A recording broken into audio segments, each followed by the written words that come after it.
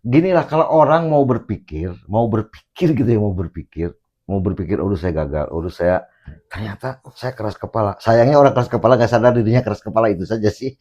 Kalau ke pasar mah memang kita harus kesampingkan lah ya, Eh, maksudnya.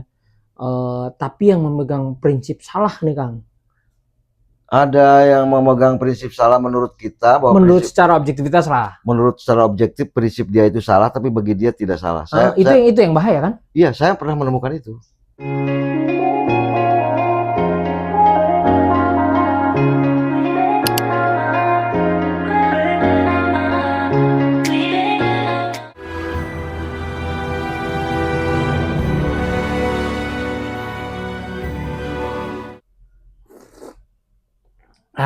Balik lagi di sudut ruang Wagun. Tadi poinnya adalah bagaimana kita bisa juga mengobati atau kemudian menghilangkan mental block, terus kemudian belajar untuk juga bisa menyadari kegagalan gitu ya. Karena harus bicara prinsip dan beradaptasi, berdamai dengan keadaan juga ternyata tidak semudah yang kita omongin gitu. Ya. Peran lingkungan, peran keluarga, peran teman, peran sahabat, peran semuanya, seberapa besar bisa mempengaruhi meneguhkan pendirian atau kemudian berdamai dengan keadaan?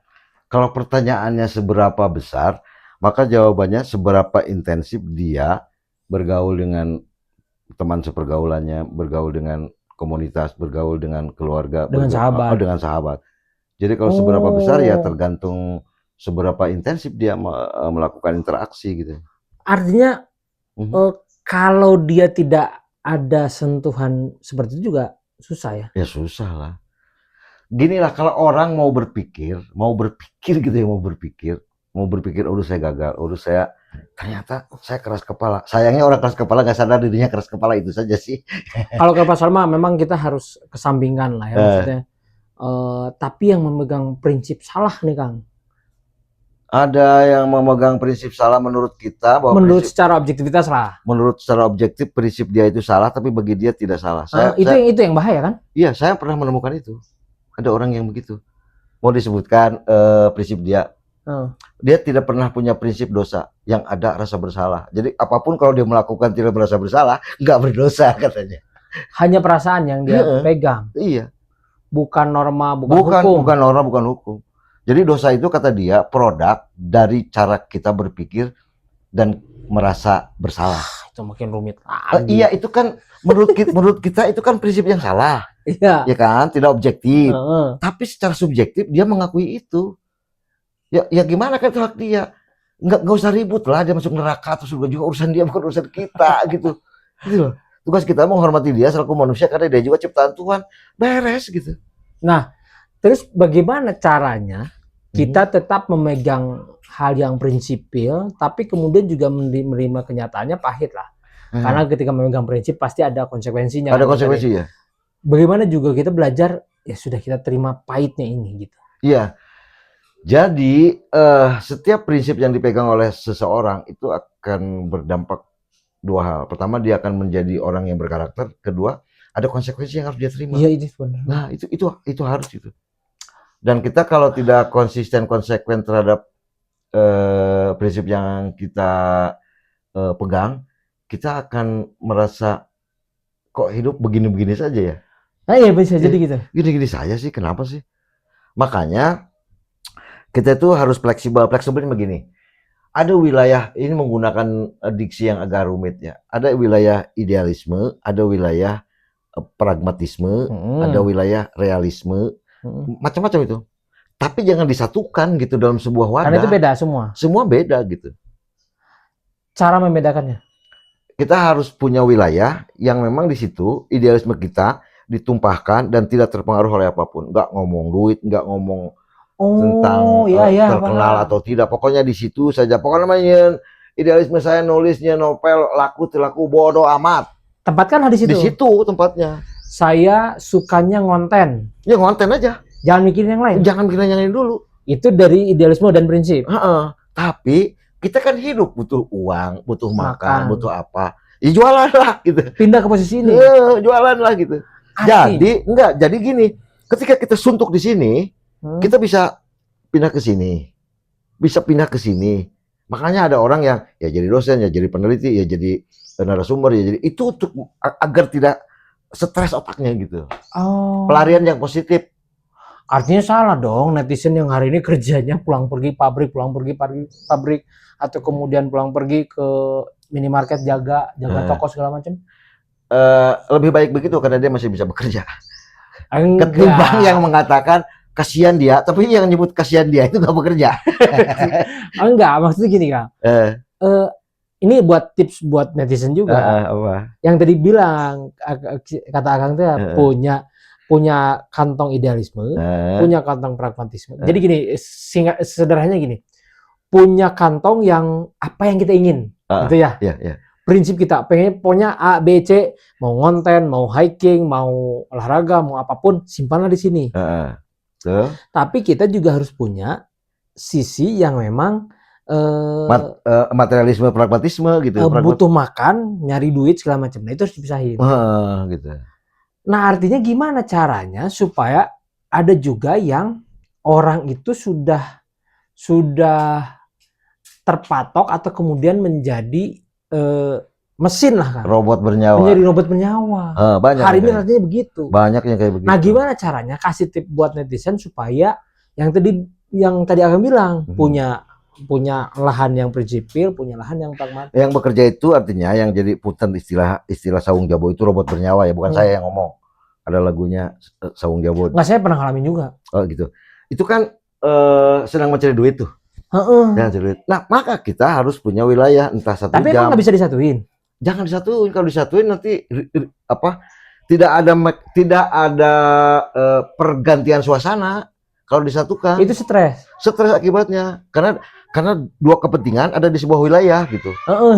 Makanya harus wilayahnya berbeda. Makanya orang yang pagi berangkat kerja, sore baru pulang terus capek, harus ada wilayah sendiri untuk menetralisir kejenuhannya. Entah itu dia belajar organ, entah itu belajar gitar, itu kan tidak menghasilkan duit, justru mengeluarkan duit. Mancing. Misalkan gitu ya. Gitu. Jadi ketika penat dia bisa lari ke sana. Banyak orang yang melakukan pelarian tapi quote and quote faedahnya sedikit. Banyak yang melakukan. Ya, itu juga banyak. Banyak itu nggak punya duit, pelariannya ya punten lah, bukan wirid salah gitu ya.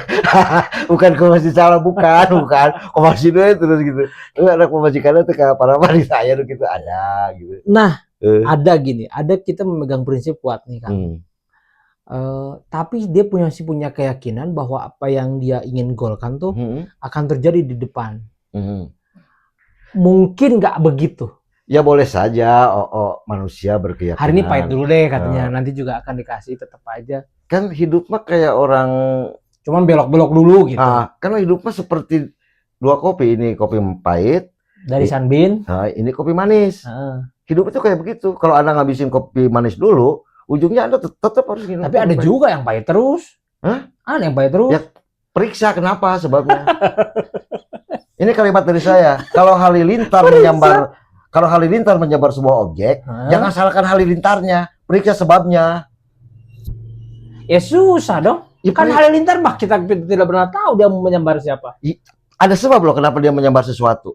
Lah kan emang kita yang mendekatkan bukan. Misalkan gini, kita membuat antena yang terlalu tinggi. Oke. Iya, jadi jangan disalahkan kenapa halilintar menyambar. Kalau nyambarnya ke pohon, iya salahkan sebabnya, pohonnya terlalu tinggi, yang punya pohonnya nggak tahu diri. Melakna di mana wae.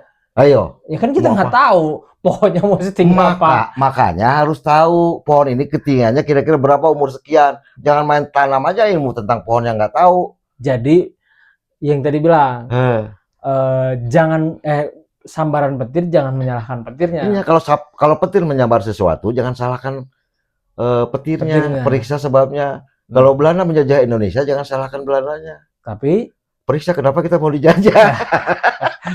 Itu juga benar tuh, panjang itu bahasanya bisa jadi panjang tuh. Gak apa-apa. Ya kira-kira begitulah. Jangan salahkan akibatnya, periksa sebabnya, maksudnya gitu. Simpelnya begitu deh. Benar. Gitu. Nah, ini terakhir nih Kang. Kalau kita kalau Akang bisa memberikan nasihat nih pada Eh, saya yang eh, lebih muda atau kemudian ke netizen, eh. apa ketika memang harus berhadapan dengan yang prinsipil dan berdamai dengan keadaan? Kita punya prinsip boleh, sangat boleh. Tapi ingat prinsip kita itu baik untuk kita. Jangan dipaksakan menjadi baik bagi orang lain. Nggak bisa, karena orang lain juga punya prinsip mungkin. Jadi prinsip baik bagi kita itu ya hanya untuk kita, bukan untuk orang lain. Kalau ada orang lain yang prinsipnya bertentangan dengan kita, yang oleh kita dinisbatkan dianggap itu salah, bagi kita salah, menurut kita salah, menurut dia mungkin tidak salah. Makanya antara prinsip dengan prinsip lain harus berdamai. Dan berdamai itu hanya bisa dilakukan, maksudnya gini, berdamai antara prinsip saya dengan prinsip Kang Lopa. Kang Lopa prinsipnya B, saya prinsipnya A. Kan kalau ditabrakan itu ya kehidupan tidak akan harmonis lah, gitu kan.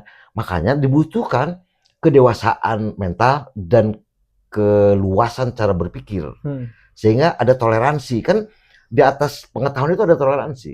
Jadi kalau orang tidak toleran, orang itu dua disebutnya, tidak beriman dan tidak berilmu. Puncak ilmu toleran, puncak iman juga toleran. Baru tahu ya? Baru tahu? Iya. Dan kalau ingin hidup bahagia di dunia dengan ilmu, pengen hidup bahagia di akhirat dengan ilmu, pengen hidup bahagia di dunia dan akhirat dengan ilmu. Maaf, saya bukan ustaz. Artinya ketika toleran berdamai dengan keadaan dong? Oh iya, toleran gitu. Maksudnya gini, toleran tuh, Anda suka sesuatu yang nggak baik, tetap berkawan dengan saya. Tapi ketika Anda melakukan itu, saya sudah menasihati bahwa itu nggak baik, Anda melakukan saja, ya udah, silakan aja. Oh, toleran pada konteks itu? Nah, saya mah enggak. Tidak gitu. memaksakan? Enggak. Tapi kemudian ada kesepakatan bersama, ada konsensus bersama. Ketika Kang punya prinsip A, saya punya prinsip B, bisa nggak menjadi A, B+? Pasti ada yang disebut irisan. Nah, irisan. Ya, orang menyebutnya benang merah lah. Pasti ada persamaannya. Maka yang dilihat persamaannya, jangan perbedaannya. Yang dilihat persamaannya. Orang cara takbirnya berbeda, oke, persamaannya ada Islam. Udah gitu, gampang. Sederhana itu. Jadi lihat persamaannya, jangan perbedaan. Kalau lihat perbedaan, nggak mungkin sama semua, pasti berbeda. Jadi boleh dua-duanya memegang prinsip boleh, berdamai dengan keadaan boleh? Boleh. Dua-duanya boleh? Boleh. Oke. Baik, itu yang memang kita coba, tidak bisa kita simpulkan sebetulnya, bisa netizen ini semua nilai sendiri bahwa ya memang ada yang memang harus bertahan pada prinsip kita, juga kemudian ada yang harus berdamai dengan keadaan. Tapi ternyata tadi ada ilmu yang saya dapat nih, di atasnya ilmu dan iman tuh ada toleransi. Betul. Luar biasa. Biasa di luar. Terima kasih. Terima kasih. Sudah Tulangwagun bersama Sunbeam Coffee. Jangan lupa ya, beli ya.